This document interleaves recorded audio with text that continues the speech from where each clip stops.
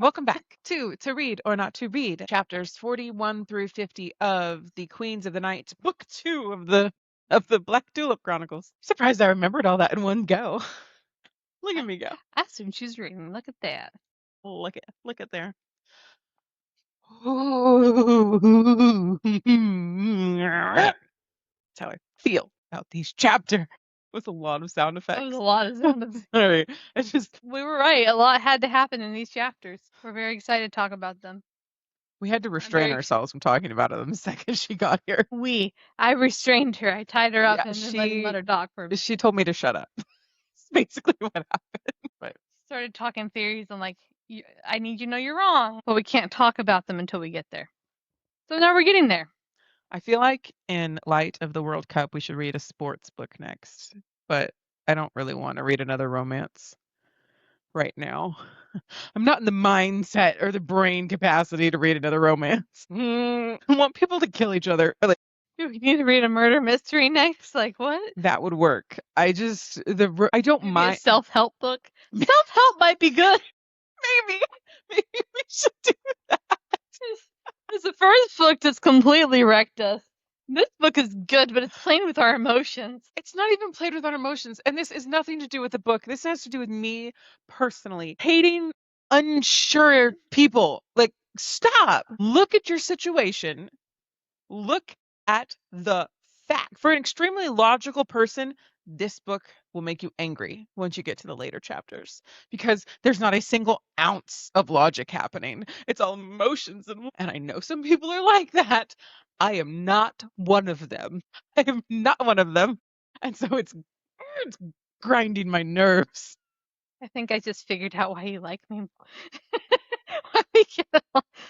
Sometimes I wonder, just like, Christina and I are so different about a lot of things. I'm like, oh yeah, logic. Logic. That's the key factor there. As emotional being as I am, I do tend to use logic, and I forget that sometimes.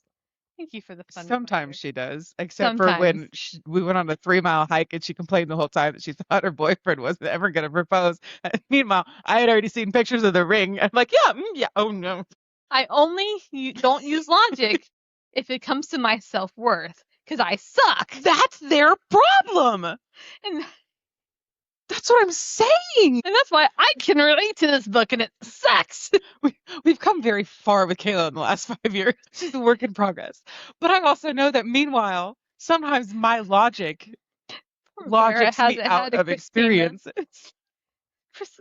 Vera has not had a Christina, and it shows. That's what I'm saying. If I was the side character friend in these books, the characters' lives would be so much better because it'd be like, hey, dummy, let's look at the facts, which is basically what Jethinen does.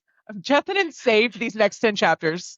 You're freaking right. She's literally Jethinen without the freaking wild science experiments. Yes. Okay, now here's fact A. Literally lays it out for him like he's a 5-year-old. Are we sure you're not stupid? I appreciate that about you because sometimes I get emotional. I'm like, I just suck. Everything about me sucks. And you're like, you remember that?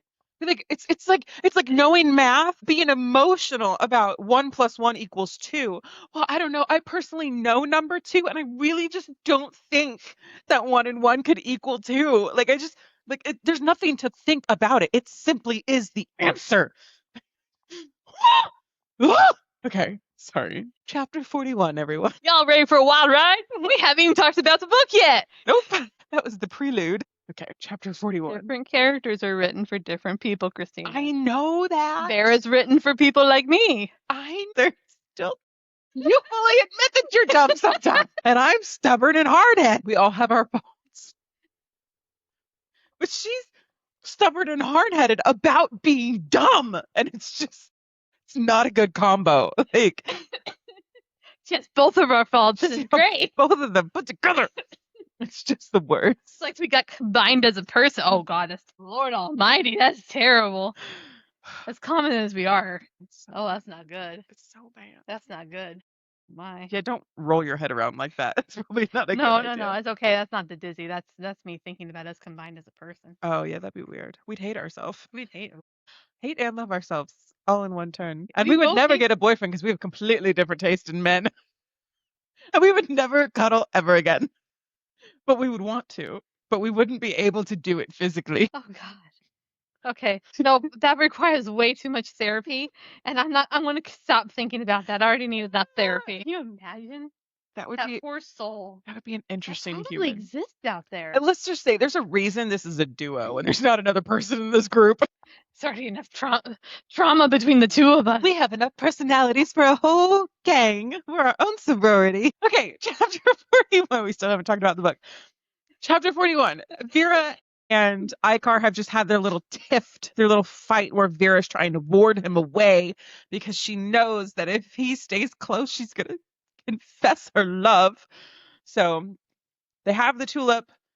They're getting ready to go back to the kingdom. So much so, their fight was so bad that Vera doesn't ride back with Icar. She rides back with Darby on their little dragon, centipede, scorpion things. Mystical, magical creature. It's a unicorn, Charlie. A magical leopard. You know we've had bad weeks if we're already going. Oh, this is gonna be a rough one. Buckle up, ladies and gents. Sound bites activated. So they fly back, and as soon as she gets there, he pays her for being the guide slash originator on the quest. Oh, it's not even her. He gets like bombarded with people. She's like, Yeah. Darby's like, yeah, you want me to pay you? Which I'm sorry, Mr. Logic Man, I thought was smart, who knows that we need her to hunt down tulips. Let me just pay her so she can leave before the king gets any information out of her. But he doesn't know that they've like fought. Other than the vibes that I'm sure are radiating off of them. He makes a date to go find. He's like, let me know when you open your shop. Here we go. I feel like he would do that regardless. Probably. Because he is kind of flirting with her. They didn't ride back together. In a friendly way. He knows. I mean, yeah. He knows. He knows that they fought. Absolutely. That's what I'm saying.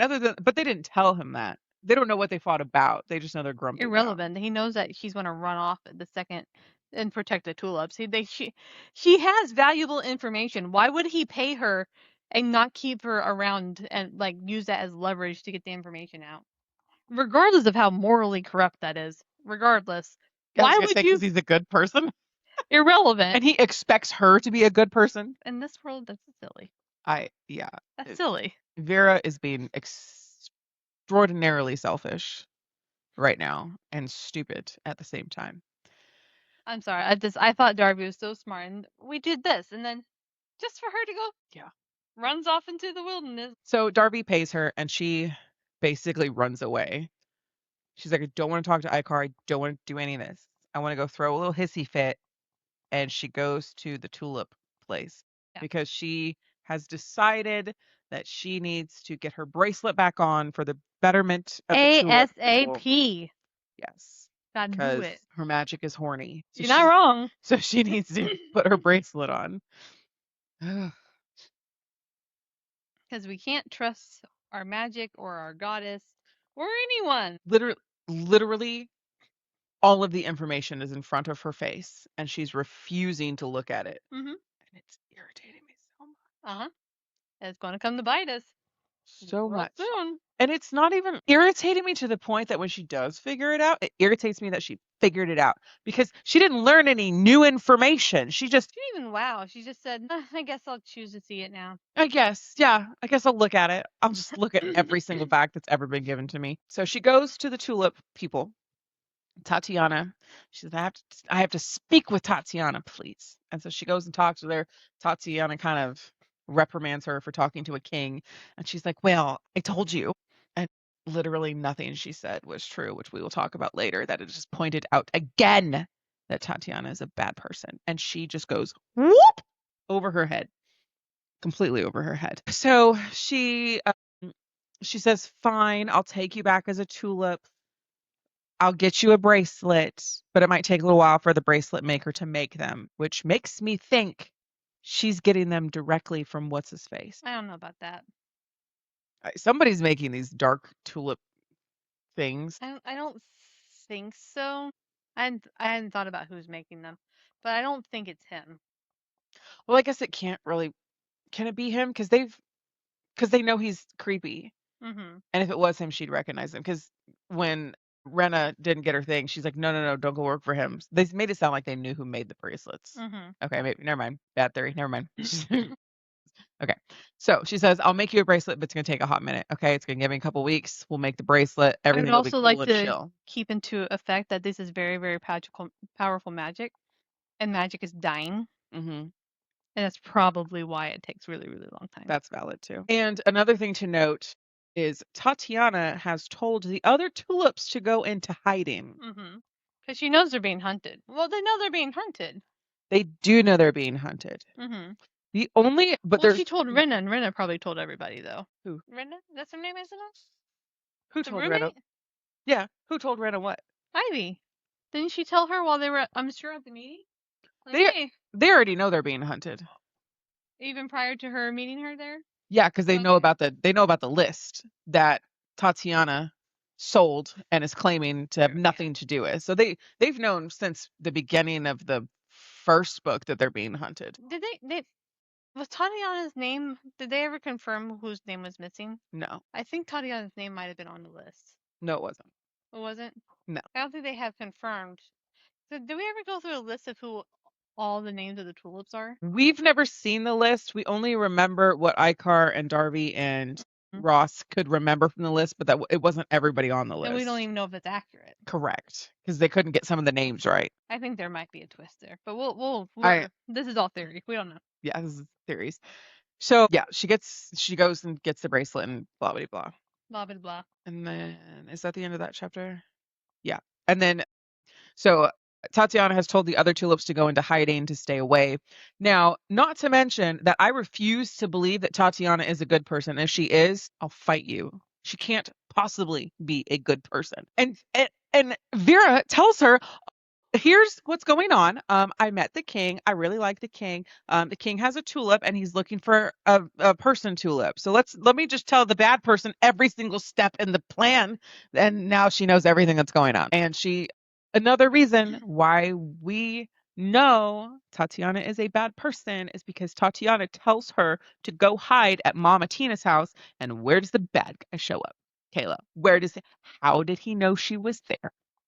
Coincidence. I think not. And even then, that's not hiding, because, I mean, granted, I don't think that freaking she thought that little Miss brought the High King back to her loving home like a silly person. Yeah. Because who would bring a criminal back to their home even then? Yeah. Silly. I had a mango strawberry smoothie and it was really good, but that tasted like mango strawberry, just so you know. Okay. Interesting. But okay, chapter 42. We go to Icar. Icar is all grouchy because he has to go be a king again when he just wants to love Ivy. Not Ivy, her name is Vera. I'm sorry. I think I keep mixing Icar and Vera and it just goes, and dyslexia is annoying. Icar is throwing a hissy fit because he has to go be a king, and he wanted to talk to Vera after they landed, but he couldn't because he was mobbed by people. We need your help. We need the king, the king. And so once he gets done, Vera's already gone. Vera's gone to Mama Tina's. She out. She said, "Peace. I'm done." And so he's grumpy. So then he goes and talks to Jethinen. Thank God he goes and talks to Jethinen, because this boy is so deluded and so blinders on the eyes that he points out every single one, and still he says himself, I refuse to believe. You've just laid out a completely solid argument as to why you should believe, and you keep refusing to believe it. At this point, this is willful ignorance and obstinance, and it's really irritating me. So Jethinen's kind of teasing him like, oh, you don't have a girlfriend. He's like, no, not anymore. She's gone. And Jethinen's like, well, that was your fault, stupid. Straight up. Yeah. So, yeah. Icar is still under the delusion that his magic is broken because he wants to be with Vera, which is stupid. No, just stupid. And it doesn't make any sense because he's been back in society for how long and he hasn't been drawn to anybody. He hasn't looked at anybody. So he goes to Jethinen and says, my magic is broken. And Jethinen's like, no, it's not. And we lay out again the case for, hey, maybe, just maybe, Vera might be a tulip. And Jethinen literally asks that, says, is it possible that Vera's a tulip? Because you've been drawn to her and your magic goes there. And he's like, no, it's not possible because for the first part of our trip, I didn't feel that way about her. And then Jethinen, I could just picture Jethinen going, deep breaths. And he goes, he says, Icar, sweetie, you are strong and smart. So let's think about this logically. Just answer me some questions, will you? And Icar's like, okay. And he's like, forget what you just told me about not being drawn to her at first. Is there anything else weird about her? Anything else that you've never seen before, Icar? Anything? Just let's just brainstorm some ideas. And Icar's like, well, have you ever met, oh, what are they called? An originator who doesn't wear white and shows off their mark? And Jethinen's like, no, I sure haven't. It's like, keep going, keep going. And Icar's like, well, have you ever heard of an originator also being able to heal people? And Jethynen's like, no, I haven't. As a matter of fact, not just only that, nobody from any of the factions is ever of any other faction.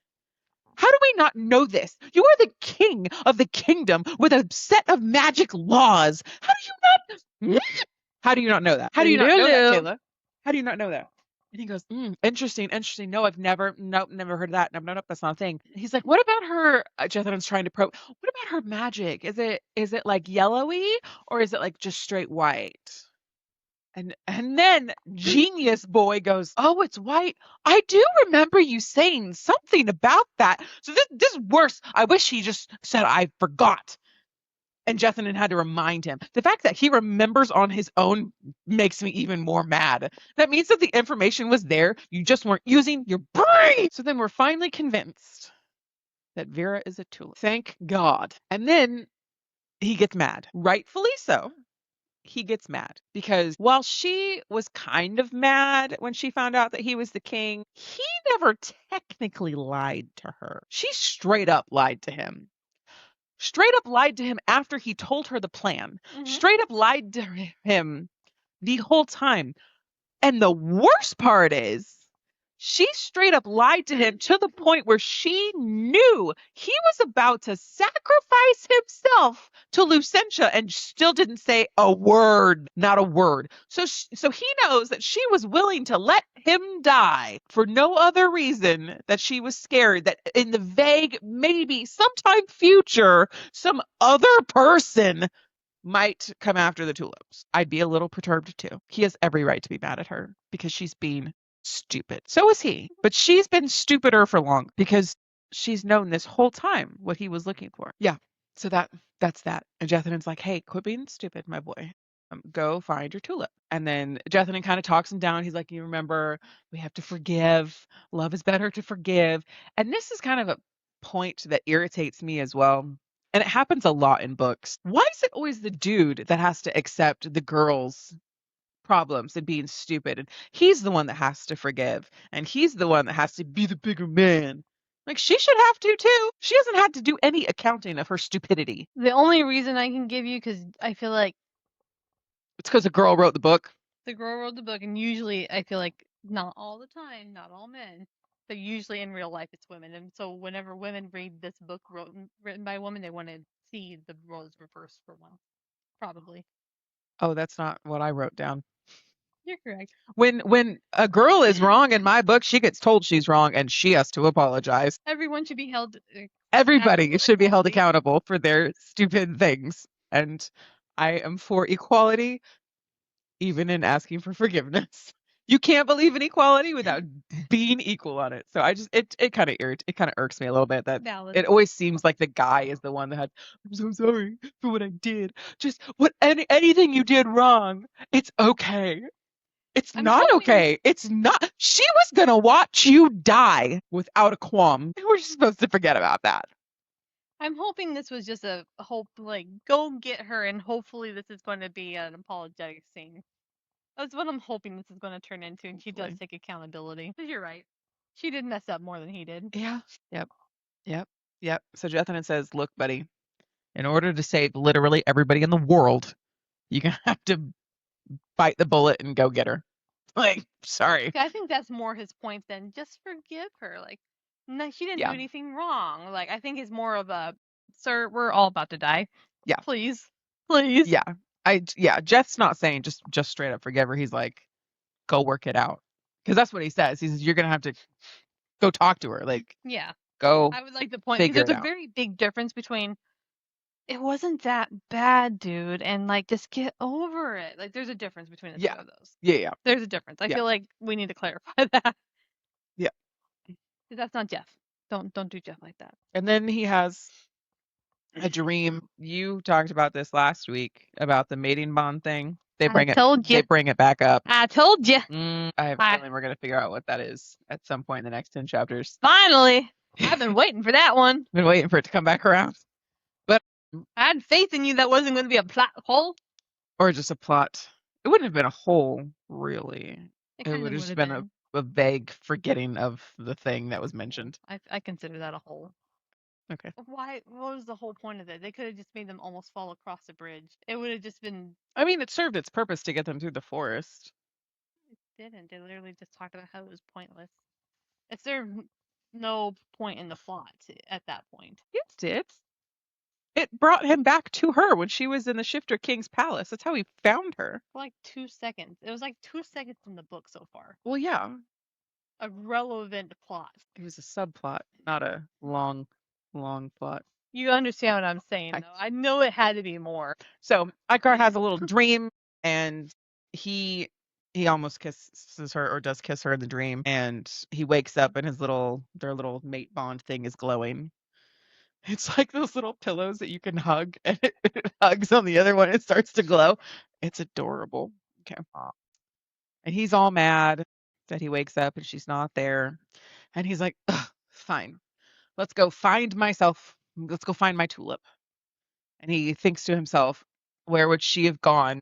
And he's like, well, of course, this girl who has no friends or family, she only really has one place to go. So he's like, let's go to Mama Tina's. So they off. So they're off.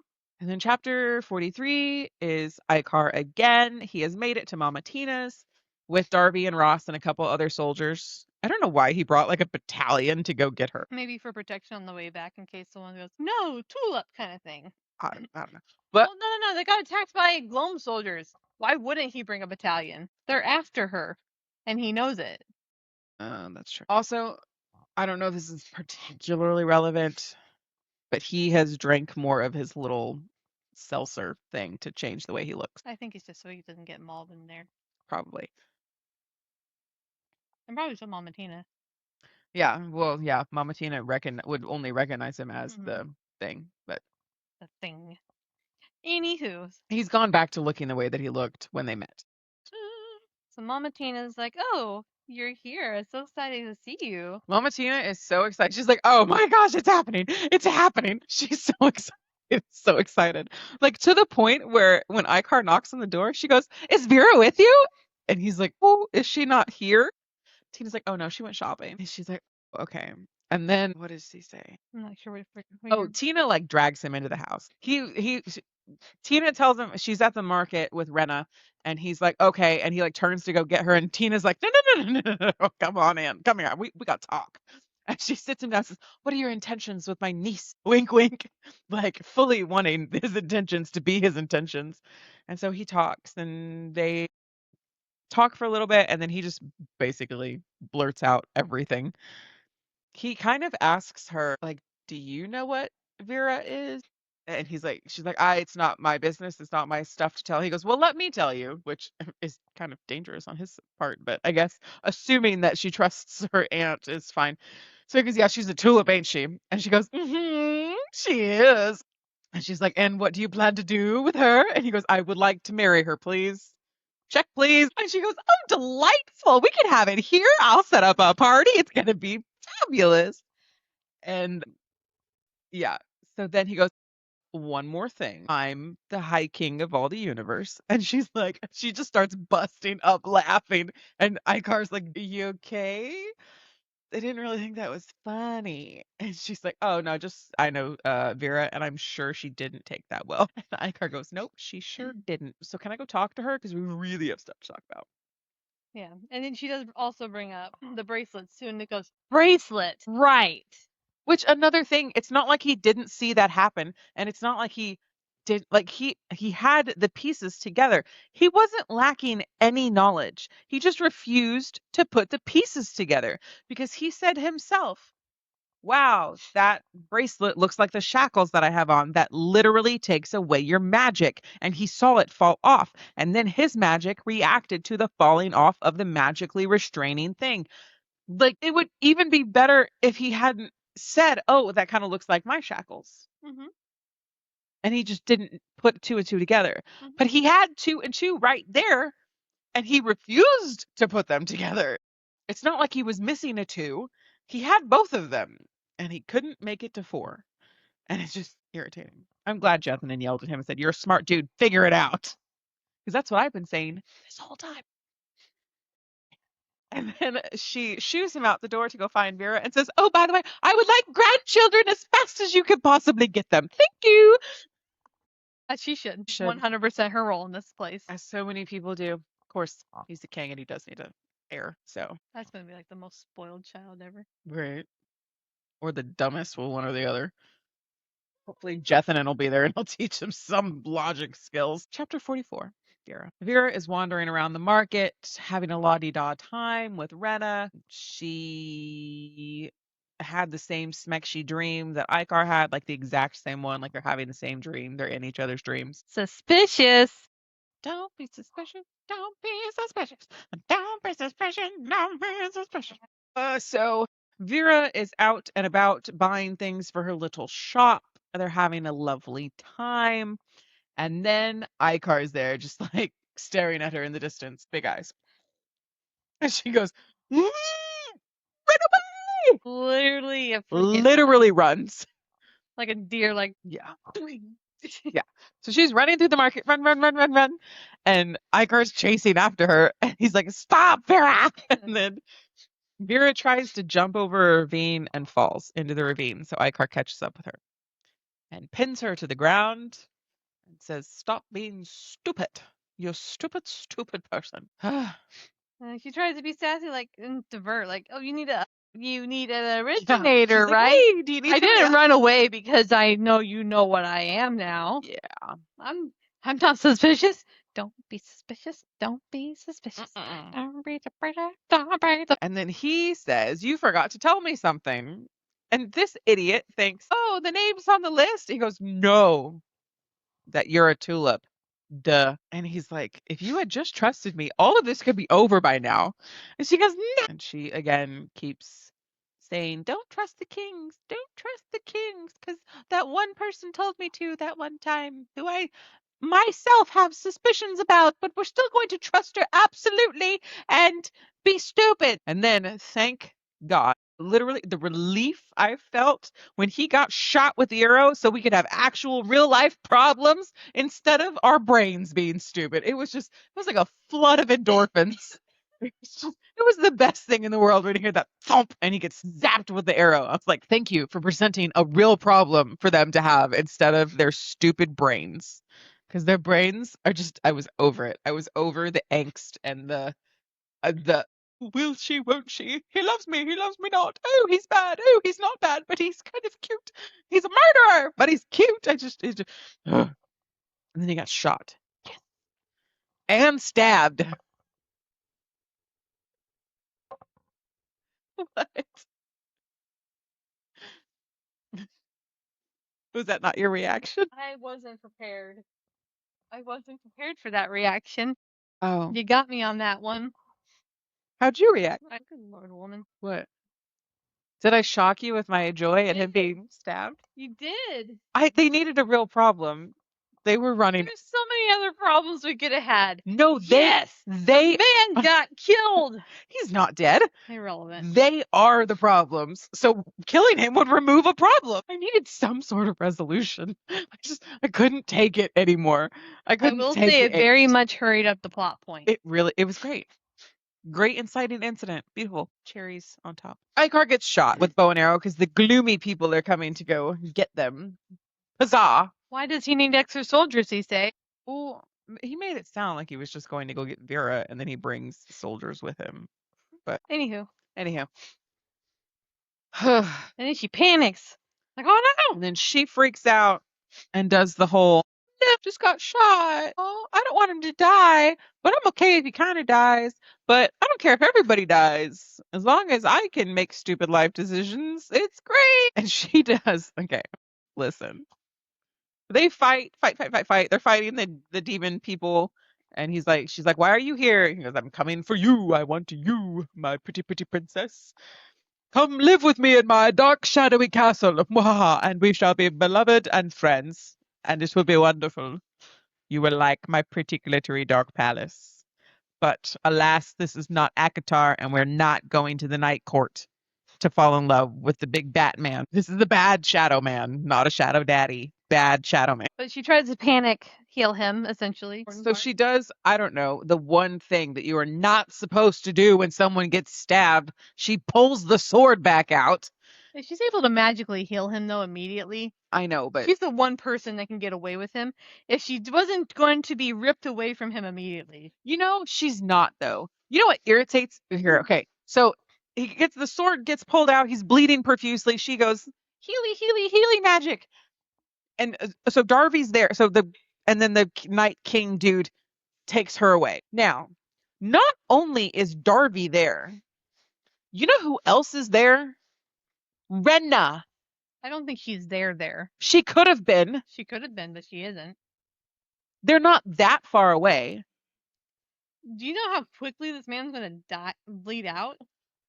But she healed him enough. She healed him enough. They take him back to the kingdom. And he's been there for 2 days. The people who are left don't know that. I don't think they realize Renna is one there. Or Tina knows. They don't take her back. They don't take them back to Tina. Tina was not involved in these decisions. Why doesn't Tina send Renna? I'm sorry, but if you were in the mall and you say, here, take this and run away, and then I see 50 men start chasing after you, I'm not going to run away and let my friend fend for herself with men chasing her down the hall. I agree. Same. And I'm sorry, Renna doesn't have the best track record. Renna's a scared little... Renna was like, oh, I fell asleep and crashed a boat and lost all my life savings. Let me just sit here and cry about it and let my best friend go risk her life to pay for me instead.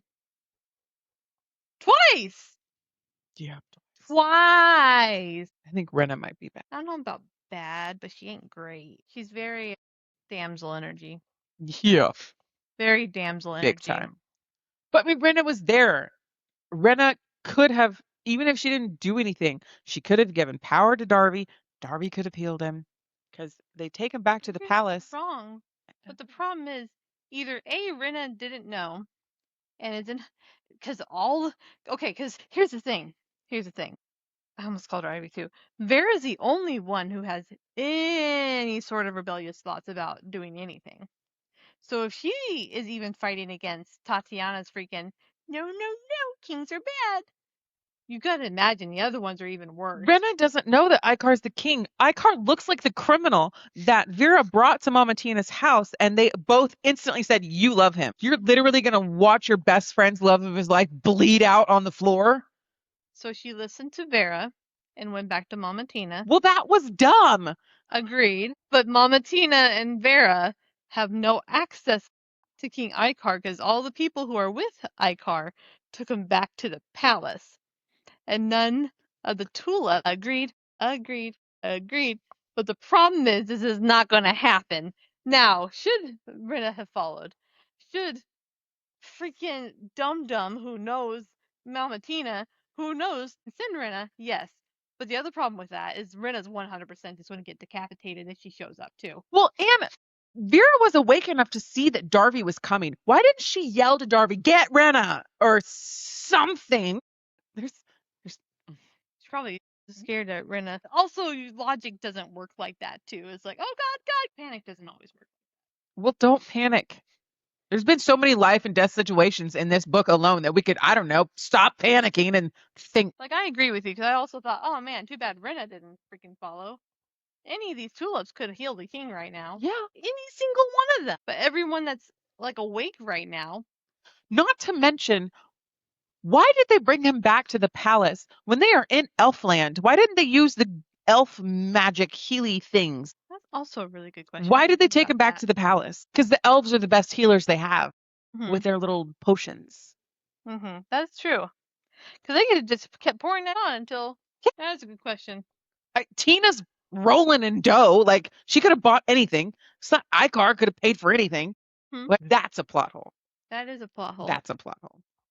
Because the only thing I can think of is like it can only physically heal you so much, and then like it's like caps out at like a certain point, like the magic will burn you out. It's the only thing I can think of. I don't know. Generally, magic does usually work to that degree as some extent. I suppose. Just it irritated me. Like, there's no reason for him to be on the brink of death. No. There's no reason.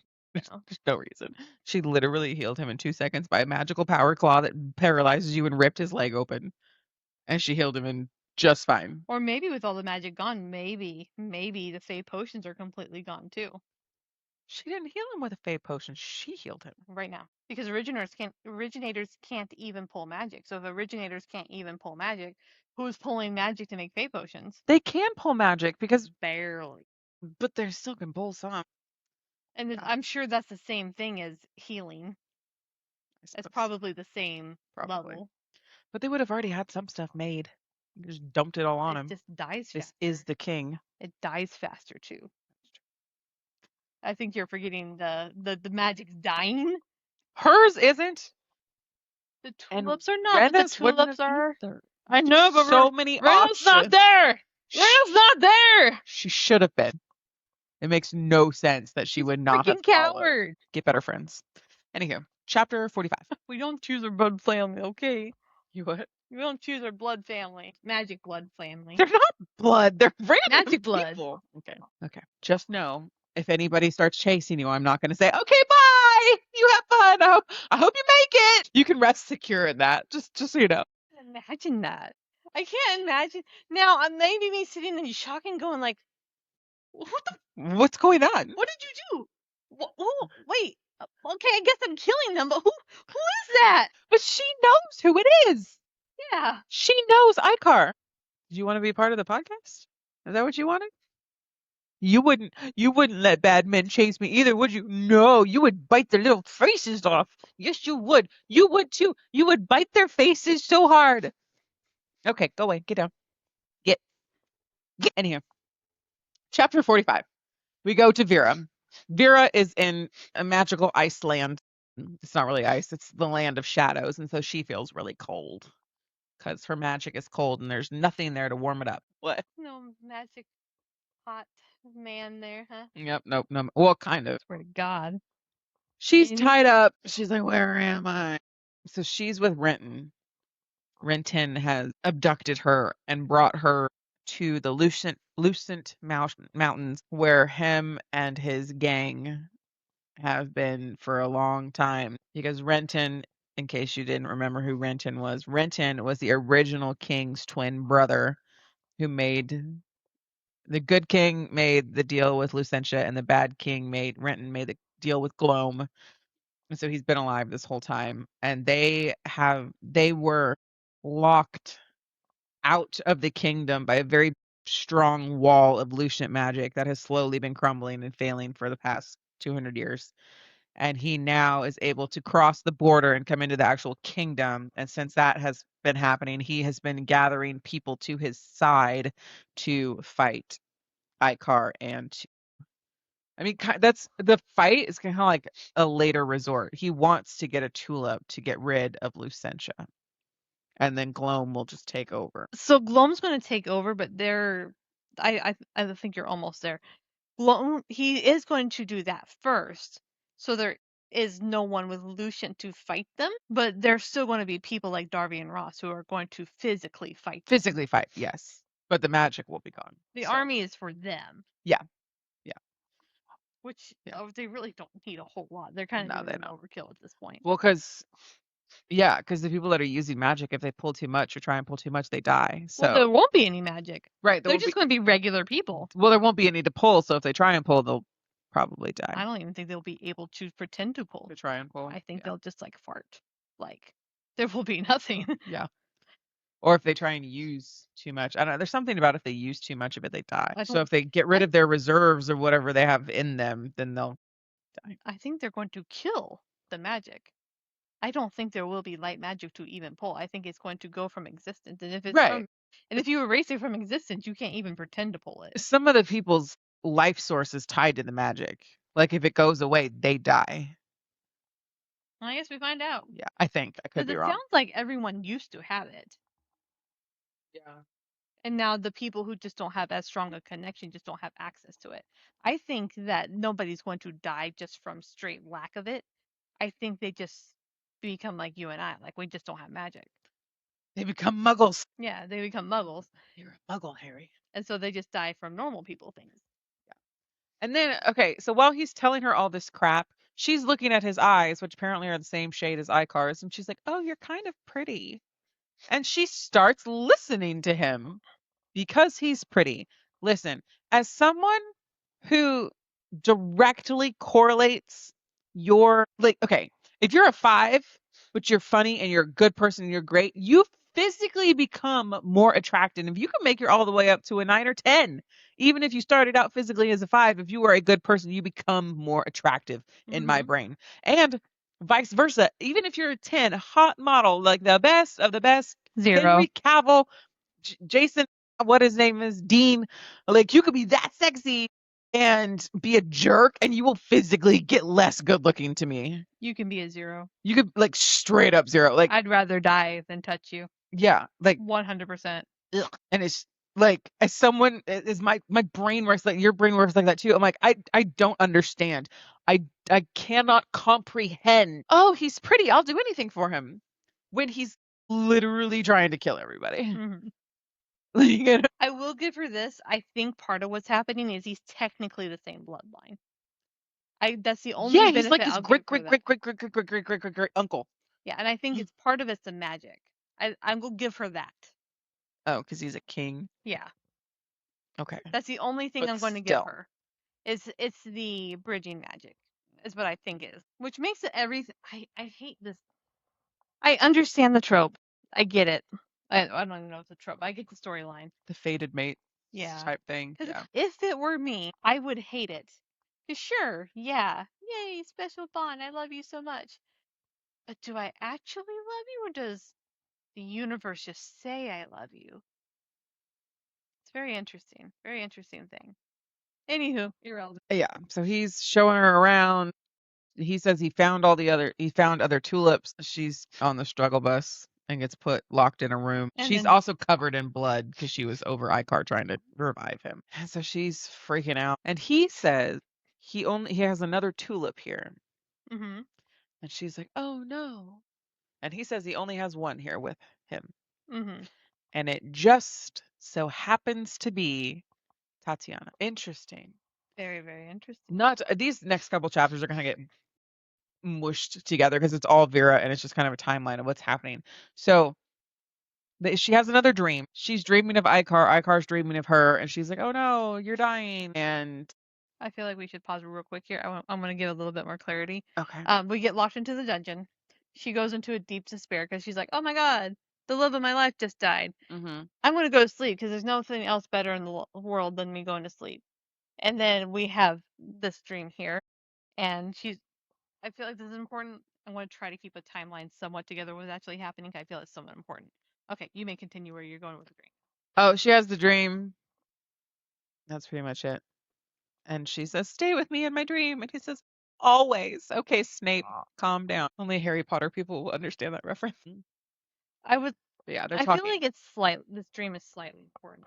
I don't know if you're catching on. Oh yeah, no, the dreams are important. The dreams are actually happening. They're like together in dreamland, realm, time, magic, I was space talk about the theory at the end, but I would like to put these dreams feel extremely real to her. Let's just go ahead and talk about the theory.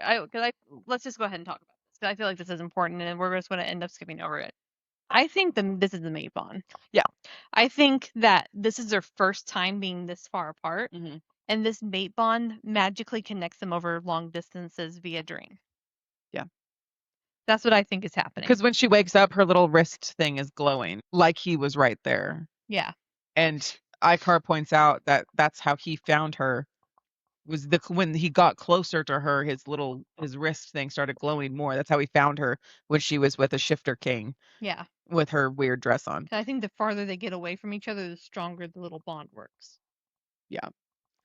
The dreams are semi-real. One, we know they're semi-real because they're having the same exact dreams. Mm-hmm.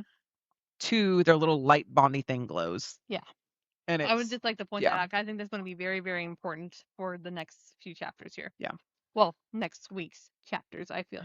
Yeah. But yeah. That's how he's gonna find her. I mean, or she's gonna find him, or they're gonna teleport together. I don't know. I don't know about teleport, but I don't know we'll about figure it out. teleporting, but So yeah, that's the end of chapter 46.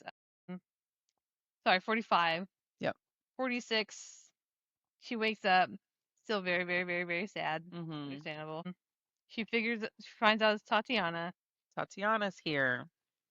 I don't. Tatiana's here and can roam around and do whatever she wants. To an extent, yeah. Mhm. Supposedly she's manipulating him to get what she wants and is trying to convince Yeah. Vera to do the same. Yeah. Well, he's not that bad. You just gotta work with him to do what he wants. But Vera's being stubborn, like, no, the love of my life just died. I'm not gonna tell you who the love of my life is. But also the king just died, like whatever. You don't get to know which one's which. But she's just trying to talk her into cooperating, trying to change her into clothes before she goes to, I think, dinner, breakfast. I don't even know where we're at with him. I kind of read through these chapters kind of quick. He invites her to dinner, and she's like, I don't want to go to dinner. And Tatiana's like, just go. Okay. Go. And she's like, fine. And then she gets there and being all snarky, and then it's like, you know what? I really am hungry. Okay. And then so she starts eating the food, and Renton wants to talk to her, but she doesn't really want to talk to her, but she wants to find out information, but she doesn't want to be alone with him. Mm-hmm. So she starts grilling him, and that's where he explains about all the kingdom. I've been here for a little bit. And he's making it sound, he tells her about Lucentia and Gloam being twins and him and the other king being twins. And he says he claims that his brother unrightfully got the kingdom. They're twin brothers, and their father chose the one because he was the better brother, the better ruler, clearly. And he's trying to say, oh, well, he never gave me a chance. And Vera's like halfway buying it. Mm-hmm. Like that, this irritates me to no end. What? Why would you believe anything this man has to say? He just killed the love of your life and he kidnapped you. There's no reason to believe a single word that comes out of this man's mouth. And he's perfectly fine with innocents dying from Gloam for hundreds of years for his to revenge. take back the kingdom that he's rightfully the heir to. Good king, unless the other king is actually harming the citizens, which this king, the king that took over, we know wasn't. Exactly. We know the original king was not. Not to mention that he admits to starting a war with his brother. That started the whole war thing because he thought he was supposed to be the rightful ruler of the kingdoms. Anyone who would willingly start a war whenever people are not actively suffering. Exactly.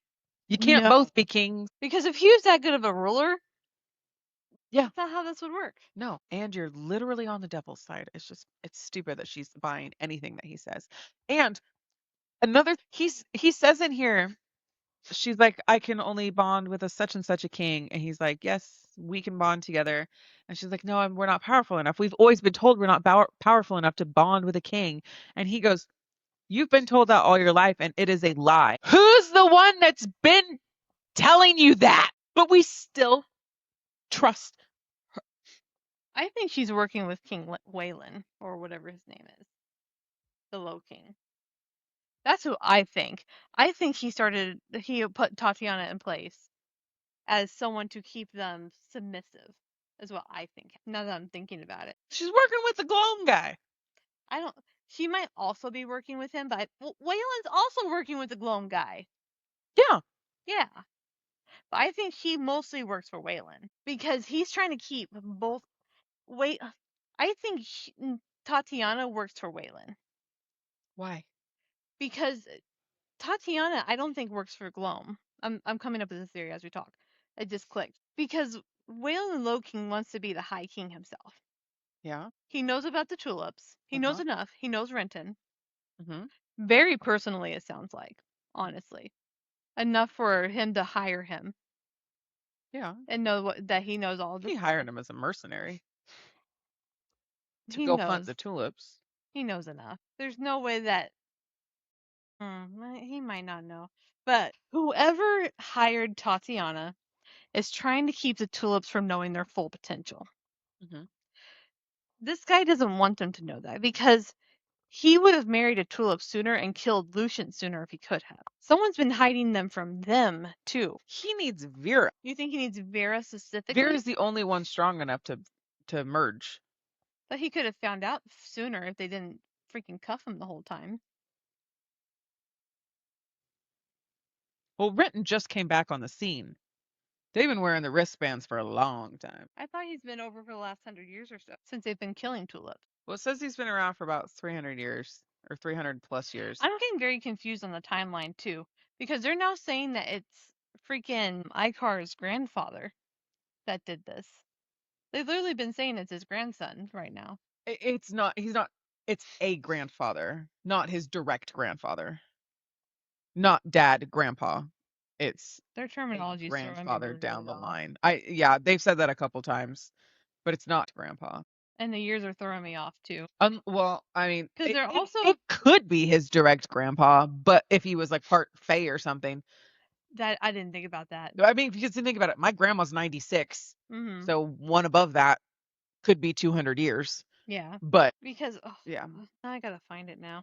Because there was another part where they were talking in years, like it's only been like 200 or 300 years when they got locked away. Because his grandpa, no, that's where I came up with that theory. So unless they're long aged like that, and maybe I didn't catch on that they are somewhat Fae and long aged, maybe that's what I didn't catch on to. I think the because kings live a little longer because of their Lucent power. Okay, maybe that's what it is.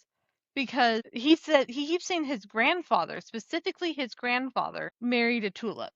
So his father was, I think, the one to cut off, to be the last one not to marry, is what it sounds like in all this genealogy. No, because they haven't made the timeline very.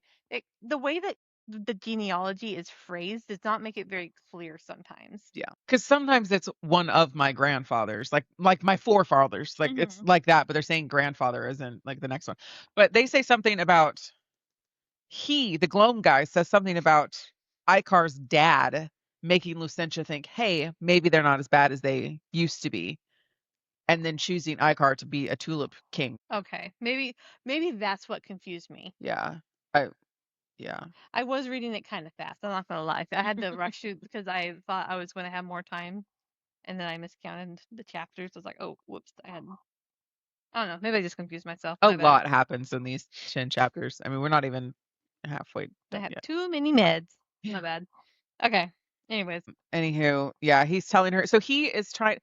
There's a lot that goes on right here, and it's all backstory. So you're just gonna have to read that yourself and make your own theories. We don't have like time to cover everything that happens.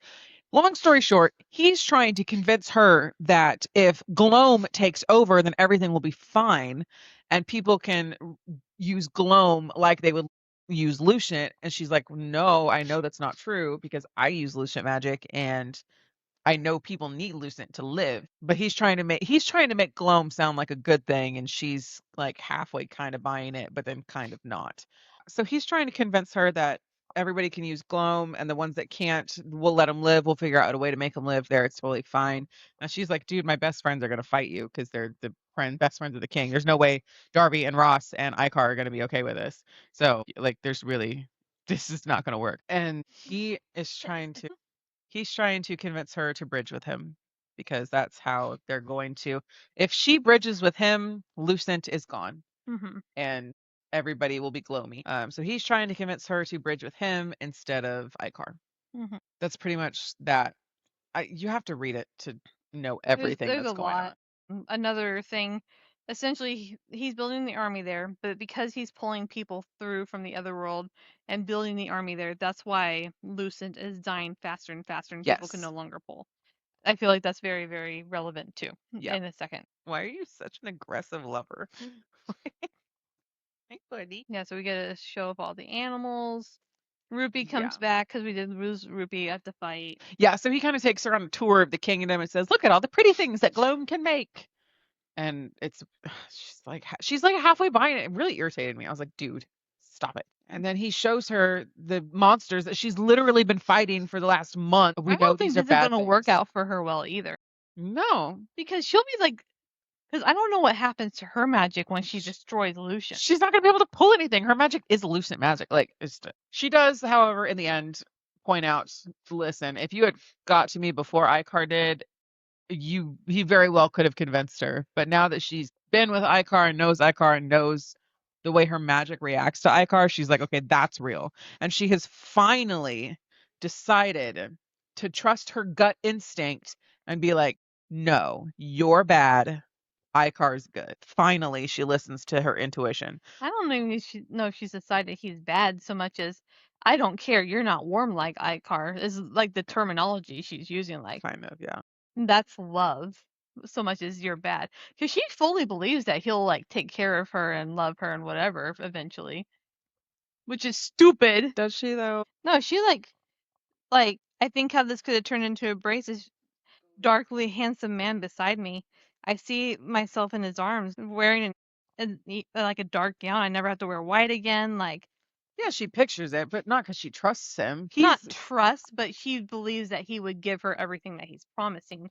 And I think that part is stupid. Oh yeah, 100%. He would cast her aside the second he has everything he wants. Or keep her as a prisoner. Yeah.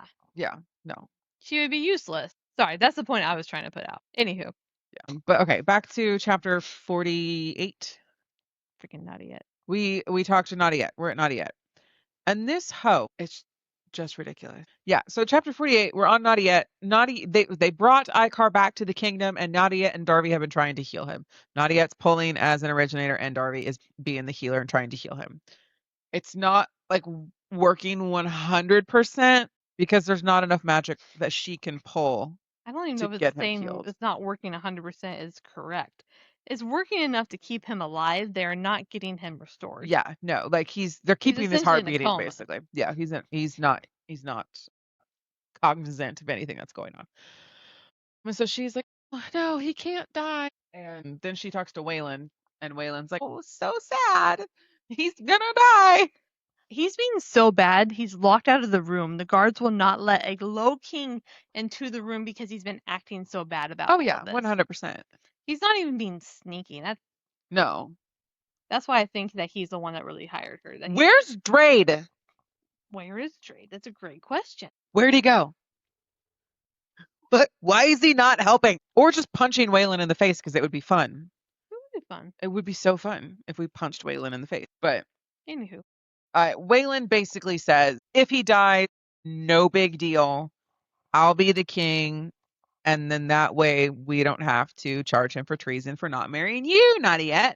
And Nadiette tries to pull the whole, no, I don't want him to die. You had your chance to be a good person and it is gone. It is out the window. It is goodbye. You don't get to pretend like you like him now. Okay.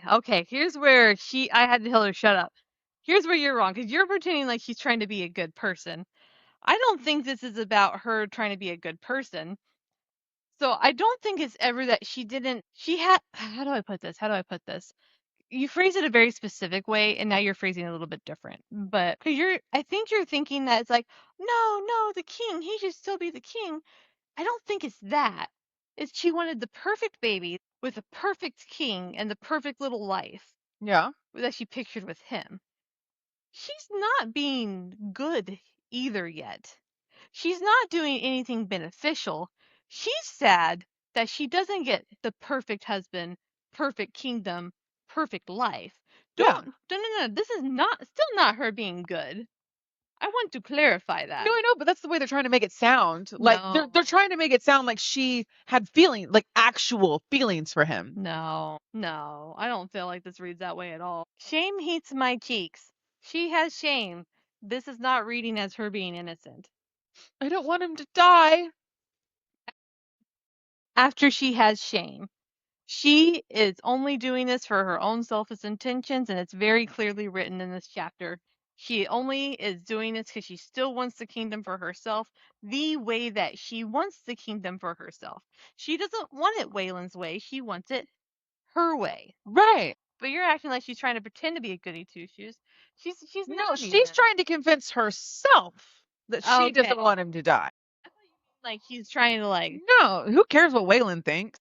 She's trying to be like, oh, but I don't want him to die.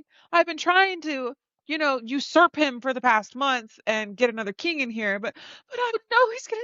But I don't even think she ever wanted him usurped. She just wanted She him not wants to to be the marry king. it. Yeah. She just wanted him to stop going after a tulip. She thought if she can scare him enough that he would come back to her. That was her only ever plan. Did you realize that? She did not want him usurped. She thought she could use her uncle to scare him enough to do what she wanted. Yeah. And then she says she's mad that he's acting like he cares. And then she says, he can't die. I refuse to let him die. And it's coming off as she, as a human being, doesn't want him to die as a human being. That's what I'm saying. You don't get to be a human being now. You are the reason all of this happened. Yeah, I hope she dies in a magnificent way. Because if she has a redemption arc, it's not going to make me happy. It's going to make me mad. I don't think we have time for redemption. Trifling hoes don't deserve redemption arcs. Girl, we're almost done with this book. They're better. I don't think there's. She can weasel her way into there if she tries. That's why I think this is setting her up to be like, oh no, I'm trying to keep Icar alive. And then eventually saying, well, I just wanted to keep him alive. And then I'm going to fight for the good of the community. Maybe she'll die fighting. No, because that'll make her a martyr.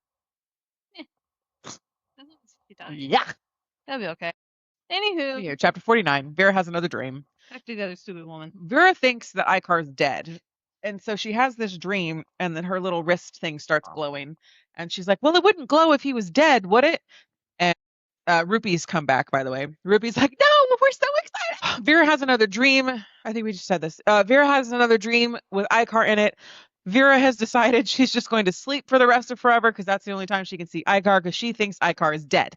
But she wakes up from the dream and her wrist is glowing.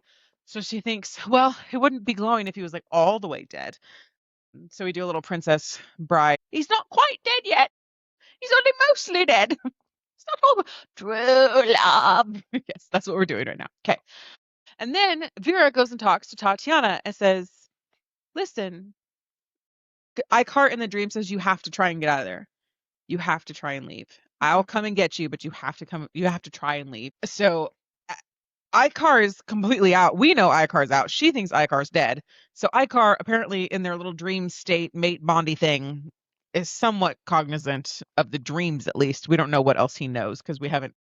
Chapter 51 starts with Icar. So she has the dream. Then she's talking to Tatiana. And Tatiana convinces. Was that in the last chapter? I think all Tatiana really convinces her is that she has an escape plan and it ends kind of thing. Yeah. Tatiana. I don't know. I don't know what Tatiana's game plan is, but she's bad. I don't know what her end goal is here. I feel like she's kind of, like you said, working. I think she's working for herself and aligned herself with other people. I think she's somewhat working with Shadow Dude, but I think there's a third person that's actually hired her who's more aligned with her interests. I wouldn't put her past just straight up working for Gloam. But Gloam wouldn't want them hidden either, I don't think. I will, if she is working straight up with Gloam, then they have a tulip, unless she's not really a tulip. No, she's not a tulip. She hates animals. Sorry, they talked about that. But do animals like her? Ruby doesn't seem to care for her. I think she's an originator. Or the prophet lady. Prophet. Irrelevant. She's not a tulip. She's bad. But for She's some not a reason, we're tulip. still trusting her. I don't know if but we know she's bad. That's about it. And then I guess he's still kind of showing her around the kingdom. He's showing her more stuff. He shows her the Death Stalkers. He shows her the spiky, evil snowman guy thing, the glass monster that Icar fought at the beginning. And she kind of finally puts her foot down and says, I will not be your queen. And so we kind of did that out of order. So then she gets locked up. Chapter ends. Tatiana's like, I have an escape plan. And then next week will be Icar. Yeah. Hopefully he wakes up. I want to go back to where she talks to Tatiana, like actually talks to Tatiana. Because Tatiana's acting like, yeah, he thinks I'm on his side, but I'm not really on his side. She's like a And triple agent. she is either legitimately helping Vera escape or she's pretending to help Vera escape for her own. She's got her own thing going. I don't know what it is. And she's being very vague about when she got there. Mm-hmm. And Vera finally just straight up says, "Are you on his side?" And she says, "Of course not. How are we going to escape?" And we just kind of brush it off. And Vera has a gut feeling to not trust her, but she keeps ignoring it. I want to see her use her Lucent against everything here. Because her Lucent just makes everything, all Gloam things explode as far as we've seen. Yeah. I want to know if that works on like solid Gloam things. Vera asks Tatiana if she's sure that Icar is dead, and Tatiana doesn't say yes. She says, "I'm sure Ritten wouldn't have left him alive." So no one has actually told her that he's dead. Ritten's just said a job has opened up because he thinks he's dead. Everyone's making assumptions. We don't make assumptions. Very, very bad start to the job. And then she's like, "I have to go." Yeah, so the last line of chapter 50 is, "My worries about Tatiana fade. For the first time, I feel like she and I might actually be sisters." I don't know what Tatiana's game is. I don't know who she's working for, if it's for herself, for Renton, for Waylon, for the Gloam, for somebody, but she's not good. And if she is, then I revolt. She's not good in my brain, so she's not. Just no, not. Because she's the one that's Anyone been who straight telling up all doesn't this. like animals and tells you to hide Always yourself. trust your bird. Always. Listen, whether in real life or in fantasy books, you always trust your animal sidekick. I don't, duh. Like, that's why I have 5. Mine's not very trustworthy on people. It just hides from everyone. Oh, yeah, they love everybody, but Chief has a couple times been like, you. Maya hides from everyone, including you. She likes me. She comes out. Occasionally. You have to be there for a long time for you. I understand. I'm invading her space.